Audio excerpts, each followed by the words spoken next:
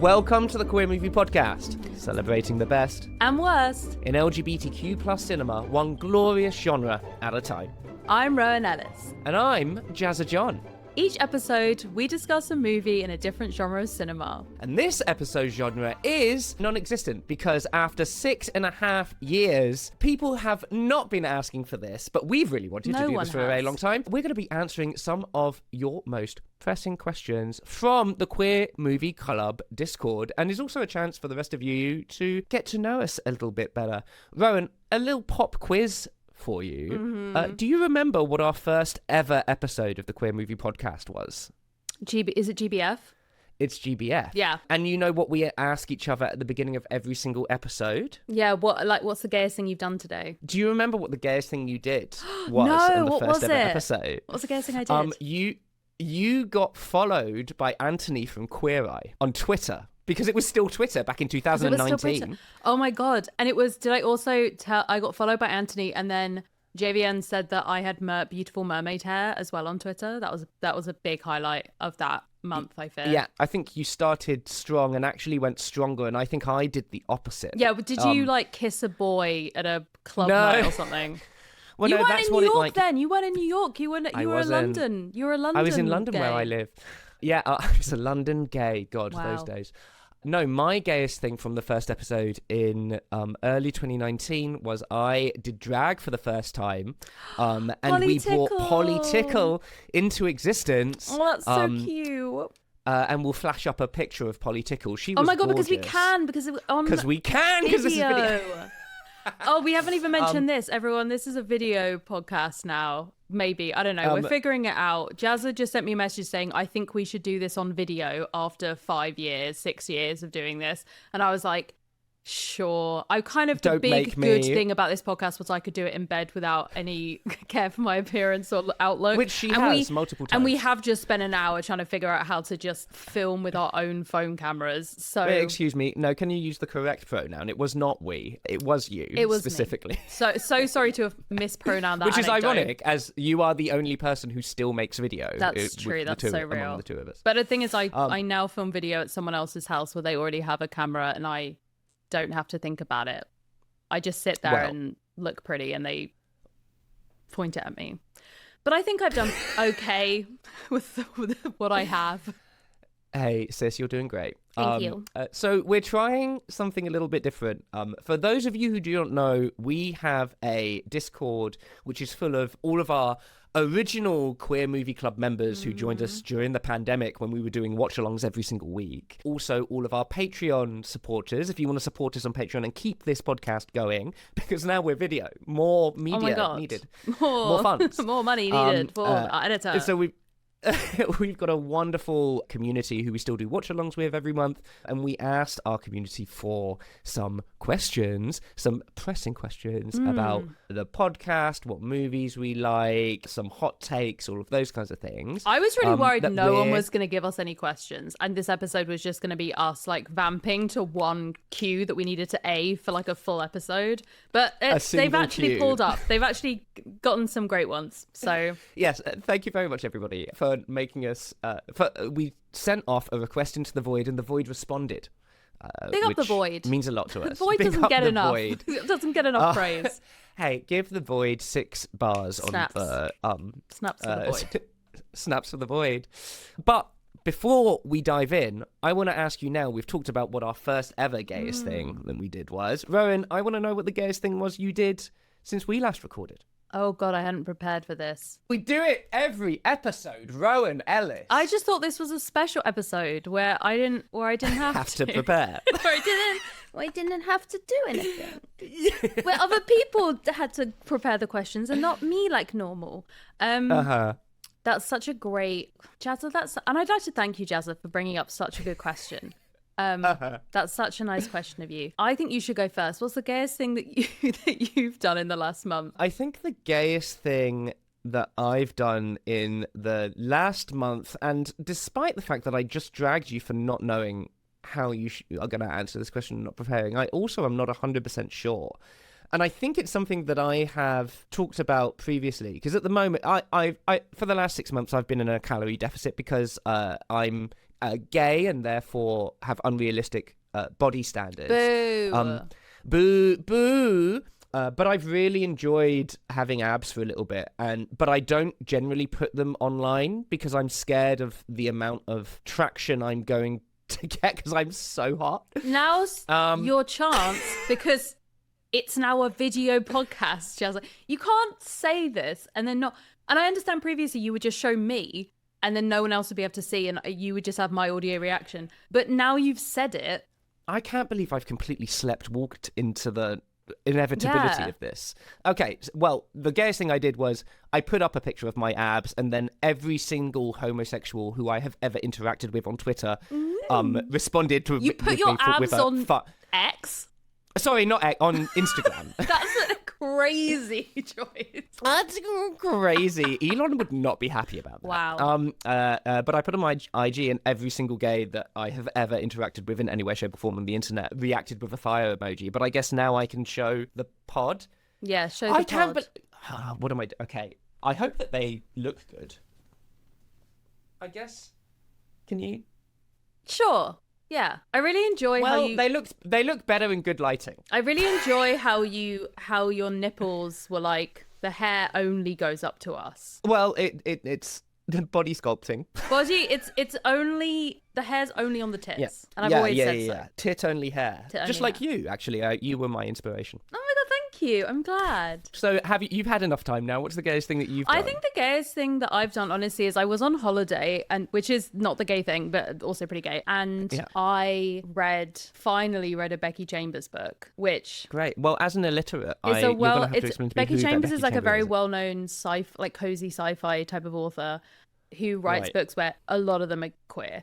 And every single friend of mine who reads this kind of genre has been begging me to read it. And so I did. And it basically is just a bunch of gays having philosophical conversations in space. And so to obviously then... No, sorry. You have to say, this is the way that you properly pronounce that.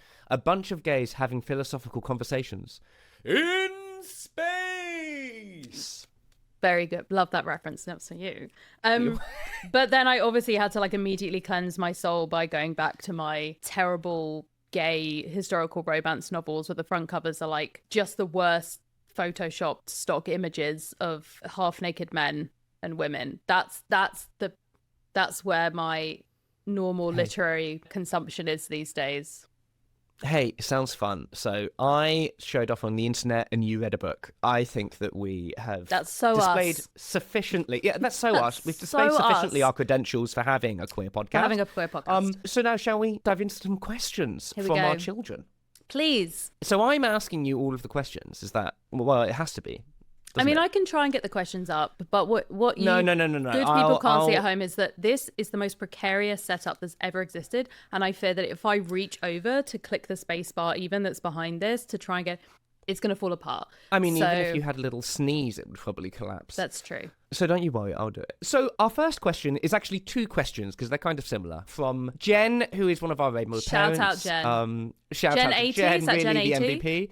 That's Jen 80. Thank you so much.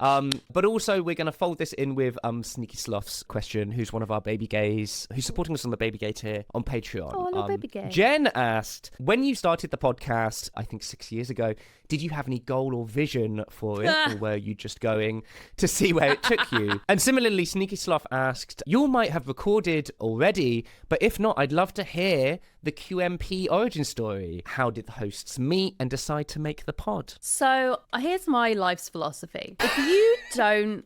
Hey. Come here. Come, gather round, everyone. If you don't have goals, then you can't fail at your goals. Thank you. Therefore, my philosophy is don't have a goal. Don't have any goals. Just sort of float around. Sure. So Rowan didn't have any goals. Yes. Did you secretly have goals that you were herding me towards like a sheepdog?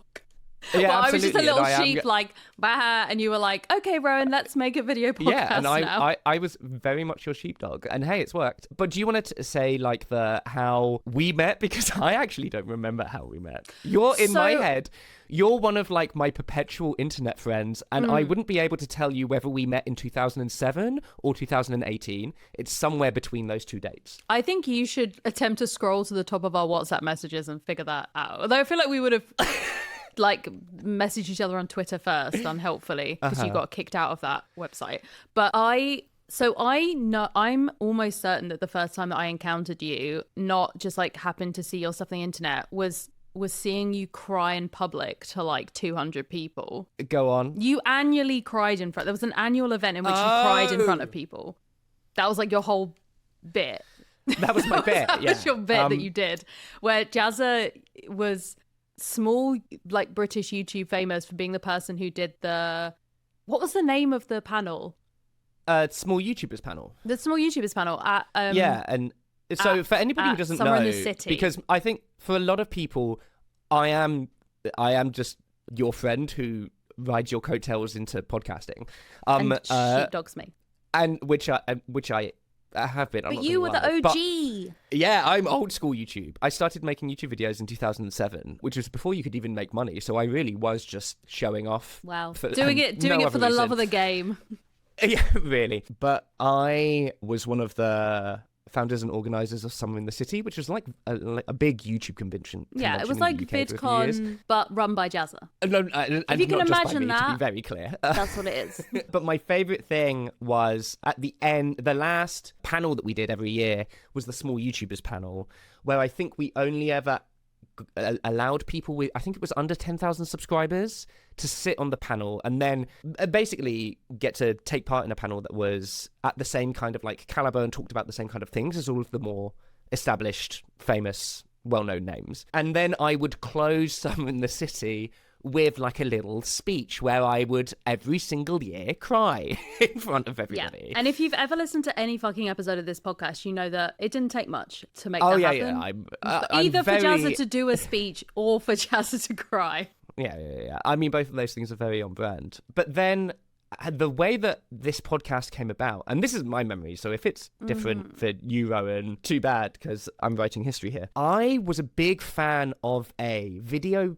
what you would now call a video podcast, but it was a YouTube channel called The Movie Bitches, who did really sassy, funny film reviews on YouTube, and I think they're still making stuff. And I was like, I'd always loved podcast. I'd been podcasting for like a very long time as well. I have another podcast, and I was like, I would love to make something around queer movies, because it was an excuse to be able to watch more queer cinema and to be able to expose myself to more queer things. And Rowan is the friend of mine who knows the most about like cinema as a thing, is able to like critique movies and media in like a really smart way, and then I could basically use Rowan as an excuse to be able to talk about these kinds of things. And you said that we didn't have a goal. My goal was to have like, I really wanted us to have a podcast that was like self-sustaining. It's very rare. There are so many podcasts, especially these days, and it's really difficult to kind of like break through, and we were always going to be like a niche product as well. Like, yeah. I don't think we've ever wanted to like expand to wider movie criticism. We had a really clear mission of like highlighting and talking about and disseminating like queer cinema from around the world that we wanted to talk about, and that other people would be able to talk about and have a space for people to talk about it. But I just wanted it to be not like a drain on our resources. And we did it, Joe. We did it, Joe. And thanks to like all of our Patreon supporters and kind of a few ad reads that we did, we have achieved that, I think. And honestly, our Discord is like one of the things that I am most proud of in terms of like the stuff that I've made on the internet. I love the fact that so back in the day, we didn't know. We promised that there was a pandemic coming. So we didn't know about the whole thing where we were going to literally do like 50 plus watch alongs with people on a weekly basis. No, I think we started pretty soon. We started doing the watch alongs pretty soon into lockdown, I think in March 2020. And we were like, we'll do this every week for as long as there's the pandemic, and then it was like 2 years. They just kept going. So I truly don't remember anything about how this podcast started. I'm not gonna lie to you. I have zero remember of anything. I don't remember what I had for lunch yesterday. So that's really not on. That's not on me. But I have no reason to distrust you on this fact, Jazza. I do remember, but like also I remember back in the day, those early episodes Jazza edited. I think basically Jazza drew me in with the pitch of like, hey, I already do podcasting. I know how to set up an RSS feed. It's easy. I know how to set up an RSS feed. Let's just do it. I'll handle all of the difficult bits. And I went, sounds great. I can yak with you. Like, why not? We used to do it in person. So you used to come around my house and we'd sit in my dining room table with a Yeti mic between us. We would have. And you know what? I think in terms of all of the online projects that I've done, I think this is really the only one where I'm actually quite happy for people to go back and listen to the first episode, because I think our first episode still slaps. I think it was really, really good. And if anything, we've gotten worse. I think that you should go back. If you're okay with how the podcast is now, boy, oh boy, do you want to hear it 6 years ago? Yeah. Go back into the back catalogue because we have some really good episodes. Ready for the next question? Yes. Also, apologies if anyone's watching on the video. You're really seeing the queer ADHD of it all, which is me just like rumbling around in a chair for whole episodes at a time. So just check out these bad boy knees. They're going to be popping up. Sexy, sexy knees. Well, my abs, your knees. We're going to break the internet. That's the worst kind of Frankenstein body. Just abs and knees.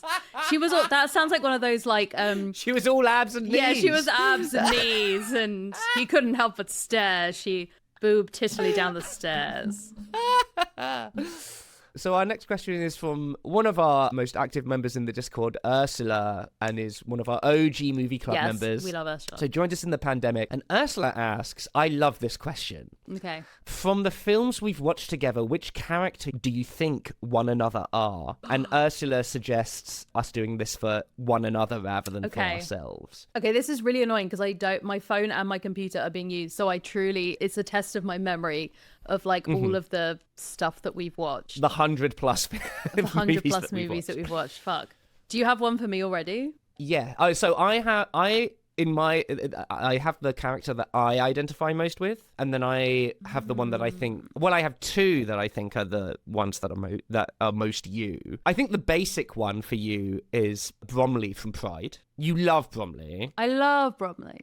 I'm in Bromley right now. I'm filming this in Bromley. And you're in Bromley right now. But I don't know if that's like who you're most like. Who I actually think you're most like is Margaret Cho's character from Fire Island. Who has somehow accidentally... Well, it would be nice if you'd accidentally like bought a really cheap house on Fire Island in like the 90s. That would have been good for you. Were able to host things. But that energy of bring everyone together, organize like a big thing and create community, that's what Margaret Cho's character does. And I think that's a very you vibe as well. You're very head of household vibes and bring everyone together, create queer family stuff. So that's probably the nicest thing that I'm ever going to say about you. That's so nice. I think you are... Here's the thing. Every time we come and do the Gayest thing, if we were to accumulate all of the Gayest things Jazz has done, Jazz is all of the boys from Fire Island combined. All of the different vibes of those boys. You're essentially like all the characters in Pride and Prejudice is what I've realised I've just said. And I stand by that. And I'm Mrs. Bennett is what's happening. You're Mrs. Bennett. You're like, you're like Mrs. Bennett. I'm like Lizzie. Rowan, you're Mrs. Bennett. I think that actually should now be the elevator pitch that we do of the podcast.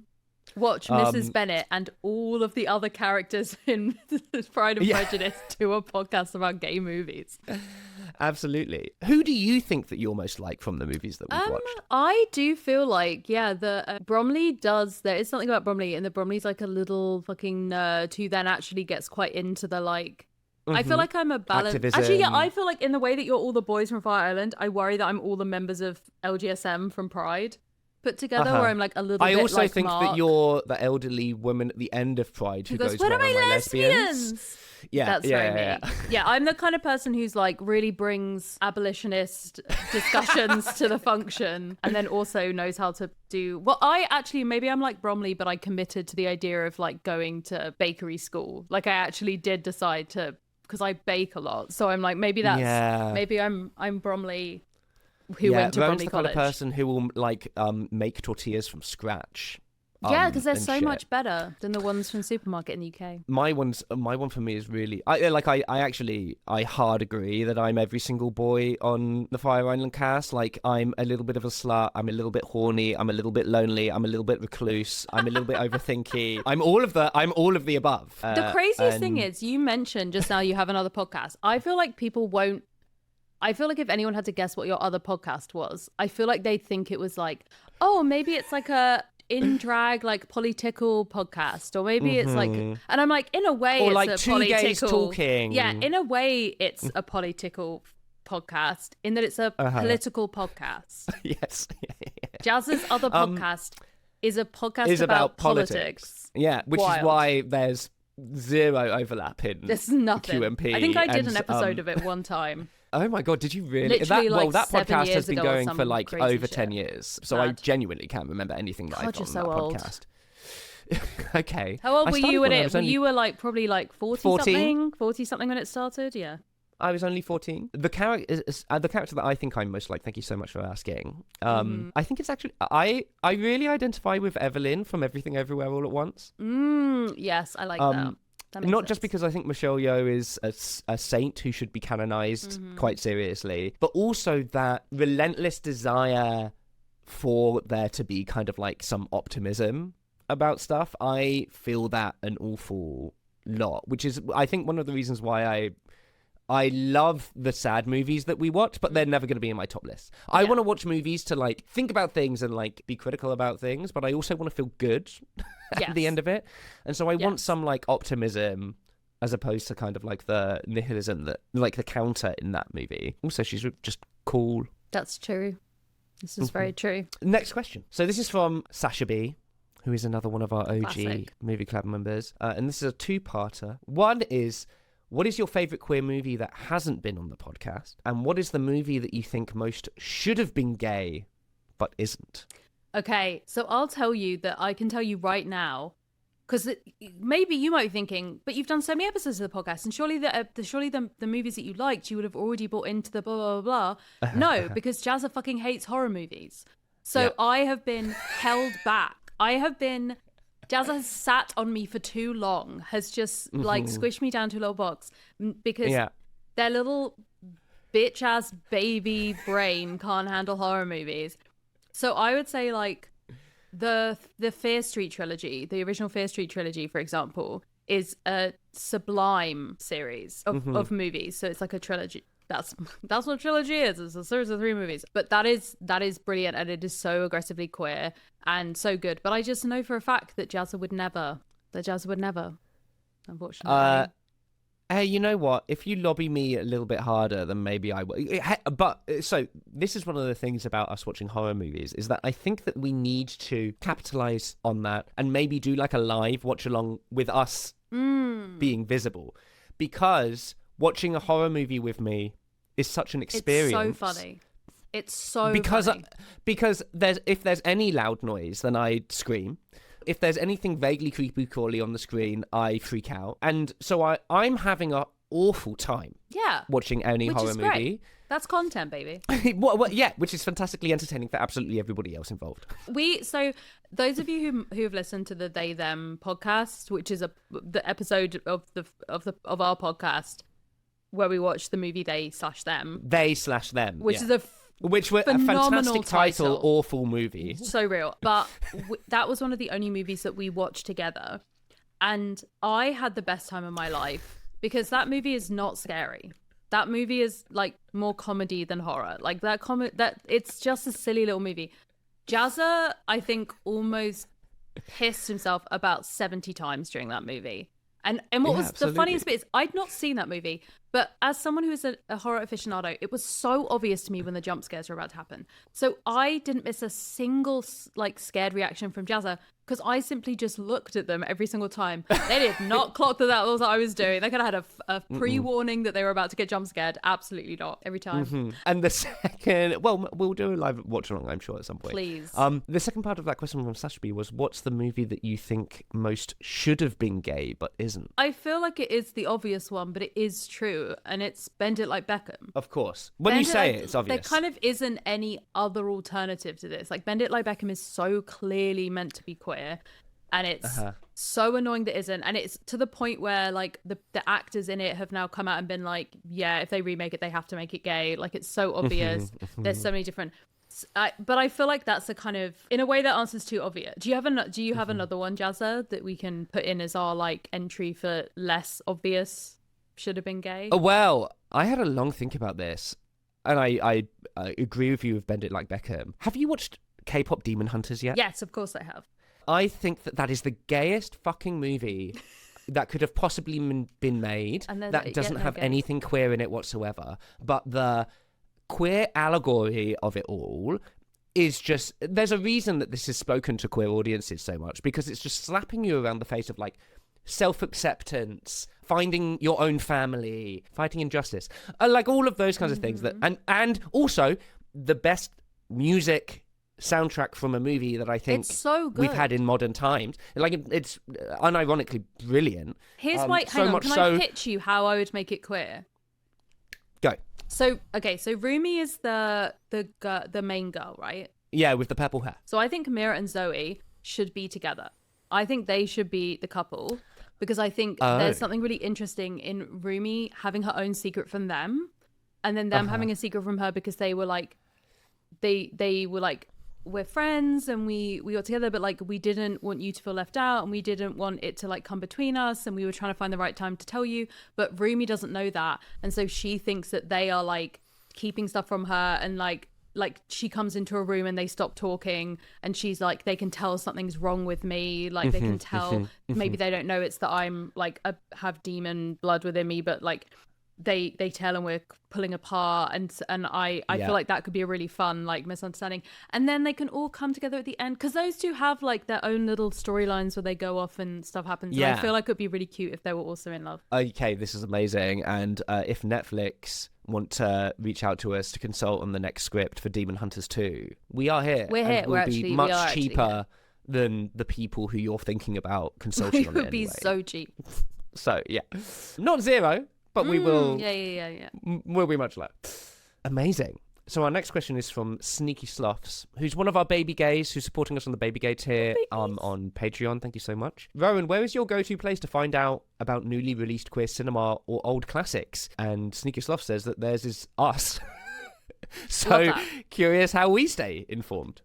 So there used to be a lot of websites that you'd be able to go on, and they would be on it. Like I used to do these videos on my channel at the beginning of every year where I basically like talked about my most anticipated like queer movies that were coming out, and a lot of the like info about them came from like a cluster of websites that were like After Ellen and Autostraddle and like a bunch, Mary Sue, like a bunch of them.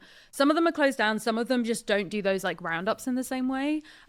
What has ended up happening is that a lot of streamers will drop, they'll be like, oh, by the way, we have a new movie coming out and it's in like 3 days. Like it seems very abrupt as opposed to having like a longer runtime. And the reason why is because a longer runtime for these movies was typically the traditional way movies would get made, and they would probably premiere at a film festival. And so as soon as it premiered at a film festival, as soon as the film festival lineup came out, which is often months before, you would get the information. A bunch of people would rip them off, especially from the big festivals like the London Film Festival, like Telluride, Cannes, like all of these kind of ones. And then oftentimes it would be years before they would actually come out, because you would have to get a distributor, and then it would go into cinemas, and then it would come to like DVD, blah blah blah blah blah. Like I remember Benediction took like so long between its festival premiere and actually coming out. I think I had it on my to watch list, and then 3 years later I could actually watch it. That happens a lot when it really does. Like it's not actually available in any way, shape or form, let alone in cinemas, for like sometimes years after it's premiered at festivals. It really is that. If you're looking for stuff but nowadays, if you're looking for stuff which is older, any list that someone's at the BFI will always have these blog posts of putting out lists of like the like trans movies pre this era or whatever. But distributors, queer distributors, so Peccadillo Pictures is shout out to Pecca. Peccadillo Pictures, like we've worked with before and we love. Truly amazing. They distribute so much queer work, and they have done for many, many years. Like as a teenager, I would get DVDs. I would buy them from the Peccadillo Pictures website of queer media that I feel like there's no way anyone would have seen them otherwise. So I'm thinking of like Were the World Mine or A Love to Hide, like, and Shelter, which is still one of my favorite queer movies we of love all Shelter. time. The little gay surfer one, which have we done Shelter on the podcast? Like a long time ago. No, we haven't done it on the podcast. We've done it as a watch along though. Okay, maybe I need to make that happen. But it's very like these like specific places, I think, is where it comes in. Or it will be looking at film festivals myself to kind of figure out like what is coming up. And Flare Film Festival, which is the big LGBT film festival in the UK, which is BFI Flare. Which is at the start of the year. So October is the London Film Festival, and then BFI Flare is on in February and March normally, I think. Normally you can see a bunch of like what is about to come out through that. So it's kind of a lot of like keeping your ear to the ground, seeing what might be coming up there. And then a lot of it though, as we've discovered from like our Oscar episodes, are movies that we didn't know were queer, and then people make edits on them on TikTok, or like someone mentions it in another podcast we've had and suddenly we're like, wait, that's gay? Like, why didn't no one tell us, the gay movie podcast? I think the key example of that is Conclave. Oh yeah, I'd actually watched 90% of the movie because it's and so then close had fallen to the end. asleep, and literally in the last 3 minutes yeah, becomes, I remember because you shit, this is a messaged gay me movie. so like at a crazy time of day, being like, Rowan, Conclave is queer. Rowan, we gotta queer. Cancel everything. Clear your schedule. We can do an Oscars special for this year. I was like, okay, load it up. Also, so everyone, funny. just to say hello to Seffi has arrived on the. Oh, Seffi, show yourself to the. Okay, well. Steffi's tail, I guess, is visible to you all. Normally, you don't get this kind of treatment. That's a gorgeous. It looks like a little goatee thing that's happening there. So for me, it's very similar to Rowan. Honestly, most of the time, it's loads of Googling. Yeah. So especially, actually, I think one of the best things that we've done is figuring out. So every month we will do a short list of movies for the Queer Movie Club to vote on to decide what we're going to watch that month, and finding films that are like available pretty widely and like internationally. We do try to do stuff that is available on some kind of streaming service or is relatively cheap, and so it's like a ton of Googling of okay, what's available this month, what's cycling in and out of like different streaming things. And there's loads of aggregation sites that are very good at that, and actually stuff like Netflix. Amazon's awful at this, but Netflix is very good at categorization of their catalogs. But a big plus one to Rome being like, it's the film festivals, like BFI Flare, getting like a digital pass for that. And then in New York, which is where I live, there's New Fest, which is actually running right now. I left something on the Discord today where they don't just do new films, they also do anniversary screenings. So they're doing, what's it called? The Scottish movie, My Something Laundrette. Oh, Beautiful Laundrette. My Beautiful Laundrette. They're doing the 40th anniversary screening of that this year and stuff like that. And so then it kind of like bubbles up old classics that maybe I haven't seen before. And so basically there are a lot of organizations that are dedicated to this kind of stuff that are much better at it than we are, and so it's lovely that you're using us as your gateway, but sometimes we really do rely. We use you. There's a request in the Discord. Absolutely. There's the like requests channel, which is fun to go through. One, because it involves less of us having to come up with 4 movies every month to watch, and also the movies the podcast to do, and also because we want you to be able to watch the things that you want. And what was the one that we didn't do for so long and it became a bit of a meme on the disc? Oh, Assassination Nation. Sure. And Call Me by Your Name as well was always for the longest time everyone's requesting it and it never quite won a vote. And so we kind of I think we ended up at one point having to sort of like rig the vote by putting it against just like watching paint some dry. Bad movie. That's your other option. Absolutely. But yeah, that's always really fun. So Hayley Snaily, oh yeah, who's another one of our OGs, wants to know, what is the worst queer movie you've seen on the podcast? Oh, we know immediately which one it is. If you had to do a remake. So 3, 2, 1, Bruno. And I would fix it. You fix it by like not having it be made. By burning it. Yeah, I think by burning it and everything associated with it and stopping Sacha Baron Cohen's career from persisting, I think is how I would fix that movie. I think he should stay being King Julian in the Madagascar movies, and then that's it. And that's really he needs to which double itself, down I on think, that. that was enough of a contribution to queer culture. Yeah, and it was an and important culture one. in general, I think. And I think generally, otherwise, he needs to stop. I think that was he's easy. a cousin. My headcanon is that King Julian is like a long lost cousin of the meerkats from the meerkat adverts, compared to meerkat adverts. Who, as I have proven, are gay. So, for anyone who hasn't watched the movie, Rowan, why is Bruno the worst queer movie ever made? It's somehow like, it's not queer at all, and yet it's just offensively queer. It's offensively gay. It's like just the worst of stereotypes and like gross out humor and just like a bunch of stuff that isn't funny to me anyway. And then the head of it all is just some guy. You know what I mean? I think I would describe Bruno as a drama project by a load of 13-year-old teenage boys from England. Yes. And what they would find funny because it's like a German accent, loads of offensive gay jokes, fat jokes, and things that just aren't really funny, but are just like taboo, but are just taboo and don't actually like it's do like anything it's with. it's a prank bro era of YouTube just made into a movie. But if that movie probably won't appeal to you if you're listening, but if you didn't listen to that episode of the podcast, maybe this will persuade you to listen to that episode because you get to see me and Jazza have an absolute breakdown over how insanely bad this movie is. Well, because I think we knew that it was bad because I'd watched it. See, I've never watched any of his like Borat. I've never watched any of those movies. I'd heard of it, and in my head I was like, maybe it will be one of those things where it's like it was ahead of its time, or like it was fine, or it wasn't as bad, or it wasn't, and it was somehow worse. It was somehow worse than I thought. I think actually I would describe Bruno as timeless, but in a really bad way. Timelessly terrible. Yeah. Yeah, nice. Absolutely. Our next question is from Tia, who's another one of our OGs. Oh my god.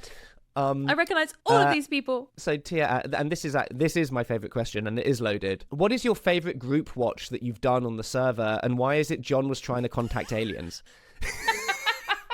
Can you please tell the story of this? This is so funny and so sometimes so every watch along that we do a short list of 4 movies that then the group votes on, and then we watch the winner. I don't always do a lot of due diligence about what to include. I still don't often do enough due diligence. Each of us picks 2 films normally to put in. Yeah. And a lot of the time and sometimes I'm just like oh, in a rush cute. and I'll throw something in. Yeah, like something random, I wouldn't normally watch this. I've never heard of it before. Let's do it. Yeah, and I was scrolling through like the LGBTQ plus tab on Netflix, and I was like, oh, I've not heard of this one before. And I just dropped John was trying to contact aliens in, having no idea what this movie was about or what the vibe was. Yep. And the group picked it. And then we begin watching it. I have one of the most amazing and emotional reactions to a film that I've ever had. This was an underdog movie situation. This was Absolutely. like a real comeback kid in the space of 10 minutes because that movie was 10 minutes long. 10 minutes long. Well, it was a short. So I watched it again this morning. And it's 16 minutes long. And it made me cry again. It was so funny because we ran through, I feel like everyone on the Discord that watch along went through every single emotion that was possible because we had like the excitement of voting and getting it through. The disappointment mixed with humor of it being 10 minutes long and us being like, I guess we have to commit to it because we have done a democratic process and that is how we agreed to run this Discord. So you did all vote for it. It's kind of your fault. And then it was almost like we were in a meeting like, we'll give you your time back at the end of this. Your evening is yours to enjoy. Well, people were like, should we now watch another one? And the consensus was, actually, no, this was the experience of watching John was trying to contact aliens was so perfect, just as its own, encapsulated. We were still in the pandemic at the time. I left it, and I think we left it on such a wonderful high because the premise of actually, I won't spoil the short for it's people one of the best short films I think I've ever seen. I would say that it's the best short film it's ever incredible. seen. I watched it again this morning just to remind myself, and it is just to feel something. It's beautiful and brilliant, and also like cinematography. It's shot beautifully. It's shot beautifully. You host cinema podcast, Jazza. The cinematography, it's shot beautifully. The sound design is amazing, and everything about it is so charming. You have to watch it, and it's still on Netflix, so you have to watch it. Oh, please do if you haven't watched it. Please do. And if you're not on the Discord, I feel like this movie has almost certainly passed you by. I feel like it was like such a happy accident that we found it, and we would potentially never have seen it if it hadn't been logged in the LGBT section. If it had, because nothing about the setup of it on Netflix itself, it would just be under like, you know, short films, and there's no reason for us to watch it. But we're telling you now, like, go and see it. It is a delight, and it'll take less than 20 minutes of your time. Yeah, exactly. So on to our final question, Rowan. Are you ready? No. Final question. So this is from Nongnaus. Yes, Nongnaus, or Lizzie, who I'm going to call Lizzie because that is easier than Nongnaus. They asked a lot of questions. I'm going to pick 2 from the questions that they submitted. Okay. Wow. Wow. Jazza hates the patrons is what I'm hearing, but sure. Rowan, if you were one of the movies that we've watched, what would you be? If I was one of the movies? Yeah. Oh, that's such a good question. So here's the thing is, one of the movies we watched it a while ago, is my favourite movie of all time, which is The Handmaiden. And I was thinking this earlier when we were answering the question about what characters we are, because I'm also like, it's a Handmaiden, but I'm also deeply not cool enough to be either of the women in that movie. And I'd hope I'm not terrible enough to be any of the men. So I'm like, and I hope I'm not freaky enough to be the octopus. So I feel like... I think actually sometimes you are, but I like discuss that at another time. In terms of like the movies I don't know. I feel like that movie it feels like a big part of me in terms of like film is such a big part of my life, and that movie is like such a wonderful. Steffi, can you choose what you're doing? Because we're actually having a very important discussion about the history of queer cinema about what movie Rowan identifies as most. Huh? Get out of here, you. But yeah, it's such a neat movie. And as someone who is, for me, it's like an antidote to a lot of the types of queer movies that I'm personally not very into, which are the ones that are a little bit like pretentious and kind of have no real plot line. And I don't know, like I like genre movies a lot. I like speculative films. I like crime. I like thriller. And those are genres that are so infrequently queer that it's really exciting when there is one. And it's also an adaptation of a novel, so it feels very like cohesively round to me. And I also like baths, and there's a very fun bath scene in that movie, and that feels very right to and me. You as a person are also cohesively round. But there's also we've definitely watched we did Big Eden pretty recently. I also feel very if I'm being honest with myself, I'm fucking Big Eden. I've will move to a small town and just like cook food to show my affection for someone, and like and wear flannel like that, wear cozy jumpers, like that feels very me. So I think Big Eden is probably the me of it all. What are you in contrast? So my favorite movie of all time is Wong Kar-wai's Happy Together, which is the polar opposite of everything that Rowan likes in a movie, in that it is it's foreign language, arty-farty. You're not really sure what the plot is. It's very moody, but it's a Wong Kar-wai film, so it's like beautifully shot. It's very atmospheric, and like I said, usually I like a more optimistic movie, but this is like a quite a tragic, turbulent love story. And I think the reason that I have such nostalgia for it is because it was one of the first queer movies I ever like accidentally watched. Because there was a period of when I was like younger, I got into Chinese and specifically Hong Kongese cinema when I was like in my teens, because I'm that kind of wanker. Yes. Was making my way through Wong Kar-wai's back catalogue and saw this, and it Absolutely. was before I was really out to myself and just connected with these characters in this movie so much. And is also about like displaced people in a different country and trying to navigate like a foreign world, but also like a turbulent love story. And there's loads of things there that I really still connect with a lot. I also think I felt very attacked by Saltburn. As like a middle class person who went to Oxford. There we go. There it is. There was too much.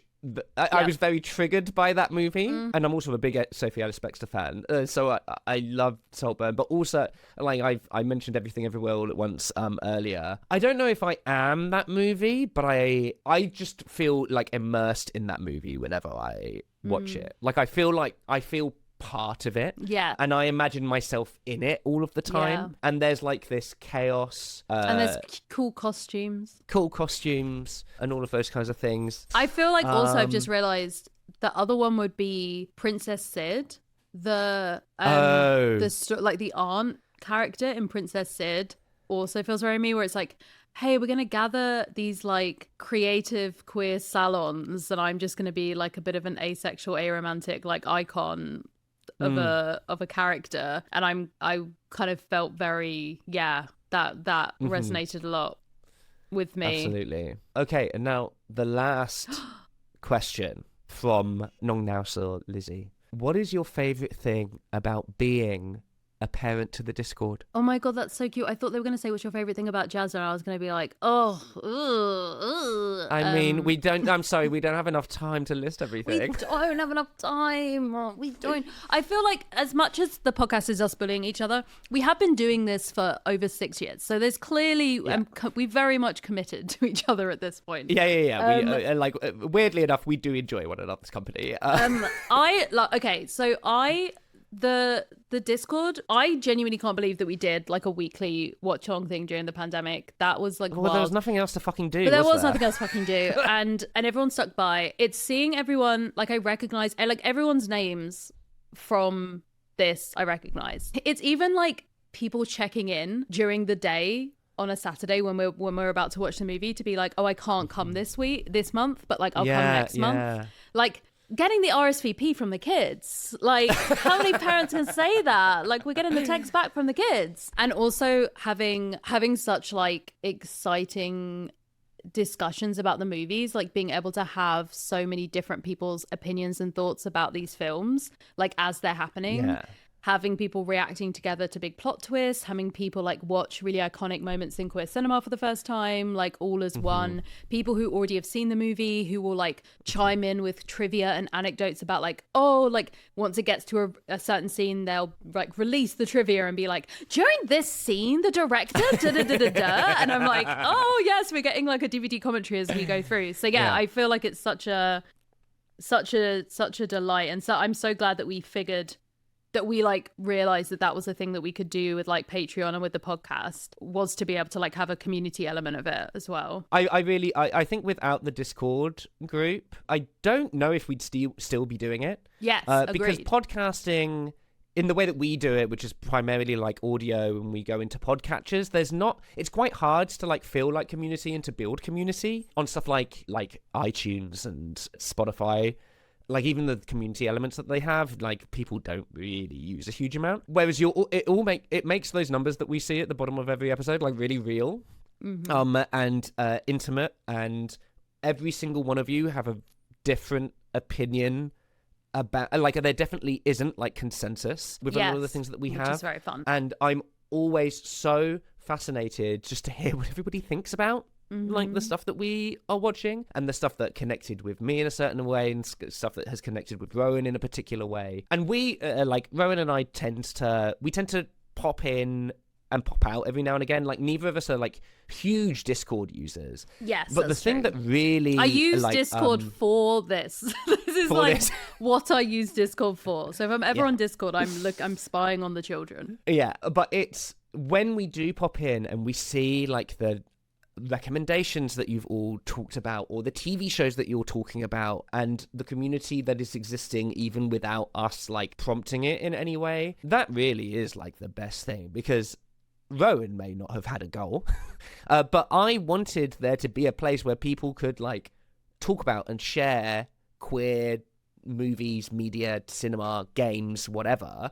And it looks like we've kind of done that. When people like talk about, I've been making content on the internet for like over 15 years. And when I talk about like what the best bit of that is, this Discord is like the thing that I'm genuinely one of the things I'm most proud of, because you're all just like so interesting and kind and intelligent, and you tell us when there's bots here, so we ban them. We love that. My favorite thing is when we get tagged by someone, and it's because it's almost like when there are siblings and the younger sibling like says the older sibling tells like, on someone.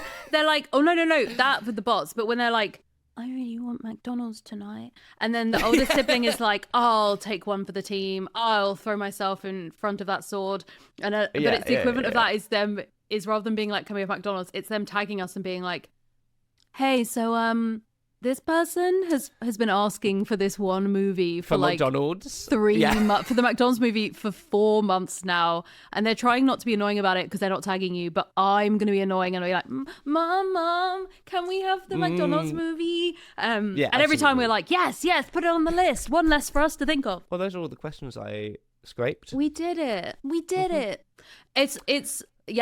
I definitely feel like the community side of this, because the podcast has been through so many iterations and so many different like ways of doing it and formatting and journeys of like, how are we going to put it together, how are we going to afford to do it, how are we going to like make this happen, like very much. And at the moment it's like the amount that we get on Patreon pays for lovely Tony to do the edit on it.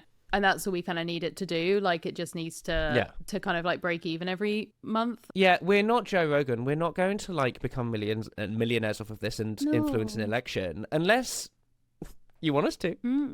Well, this is the thing. It's also because I think from the very beginning we had this agreement that like we don't just want to do, because I know there's probably a lot of podcasts that would have a vague theme, but then be like, actually, if there's like a big like, oh, let's do K-pop Demon Hunters because it's like we'll just say, oh, we're just doing it because we'll get the views in or like whatever. we were asked when we were part of a network, we were asked, well, what if you did like queer culture stuff, like doing the original Mean Girls, for example, or Heathers and stuff like that, like stuff that's counted as like gay, like gay culture, influential in gay culture and stuff like, or Showgirls and stuff like that, or Bend It Like Beckham, for example. But we've always been like, no, there has to be clear queer themes, clear queer characters, even when it's Bruno.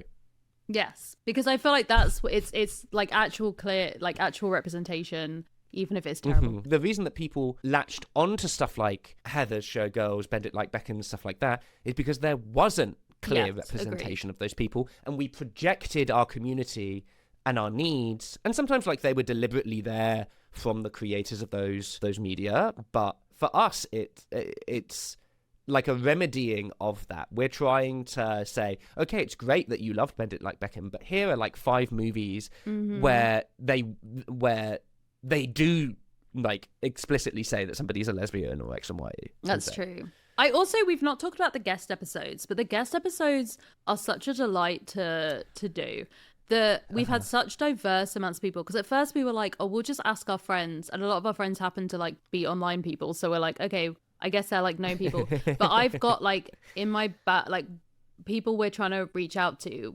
I think it's having people who are like within the industry, having these kind of people like, but it's tough. It's difficult to reach out to people because you'll reach out and they'll be like, have you got 1 million downloads per episode? And you're like, no, don't have that. No, actually, sorry. But the people we have had on are the ones who actually like give a shit about queer cinema, who actually like think a lot about it and have like opinions, who have like really considered the questions. Like, people come so prepared and so excited, and it's so nice. There's so many interesting discussions that crop up from it, because even though on the surface it's like movies that made me queer, like, oh, they're just gonna run through like, oh, this movie I like, that movie I liked, what ends up happening is some quite like deep discussions around sometimes some like really fraught topics around like the queer and trans experience and how people like have existed in these decades of this like lack of queer media. And often the time when we talk about non-queer media in the show is often during those guest episodes, because it's people who were going through what you were just talking about, Jazza, of like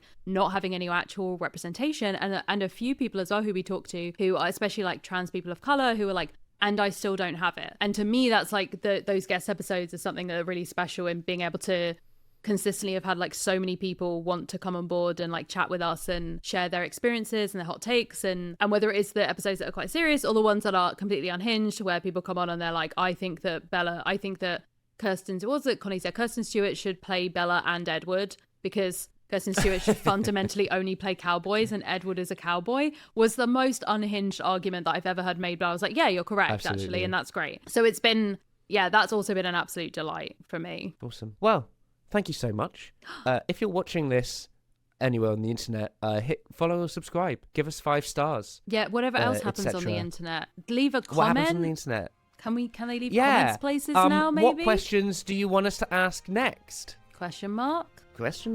I've been Jazza John. I've been Ron Ellis. If you enjoy anything that we do, and want to make sure that we can keep doing this because it costs money to do this. Please think about supporting us on Patreon. All of the questions that we've taken have been from our Discord, which you get access to as a Patreon member, and you can join the Queer Movie Club. Not only do you get to join the Discord, but we also do monthly watch-alongs together with a shared group chat, and we have just like a lovely time. Thank you to Jennifer and Margarita for supporting us as Rainbow Parents. Thank you, Jennifer, for the question this episode. And you really do help us keep the podcast going.